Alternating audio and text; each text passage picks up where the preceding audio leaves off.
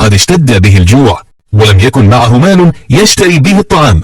وكانت تلك القرية مشهورة بالبخل الشديد، حتى إن جحا كلما طلب كوب ماء تجاهله الناس أو ادعوا أنه لا يوجد ماء في المنزل. وبينما كان يسير في الطريق رأى جماعة يجلسون في فناء بيت ويأكلون بشراهة. اقترب منهم جحا وقال بهدوء وحكمة: أيها القوم، ما لي أراكم تتعجلون في تناول طعام؟ إن في العجلة الندامة وفي الشراهة الأذى.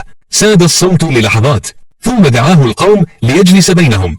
جلس جحا مبتسما ثم قال: سأقيم بينكم مسابقة لنعرف من هو الأقل سرعة في تناول الطعام.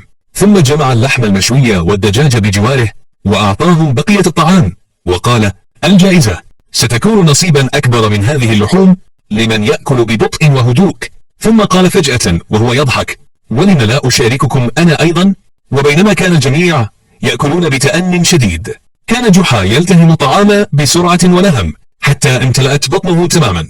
وبعد قليل قال لهم بصوت عال: انتهى وقت المسابقة. ثم وزع عليهم ما تبقى من اللحم والدجاج وقال ضاحكا: الحقيقة أنني اكتشفت أنكم تستطيعون التعود على الهدوء أثناء تناول الطعام.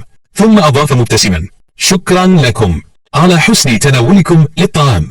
وبقي جحا معهم يتحدث ويضحك حتى شرب شاي، ثم انصرف سعيدا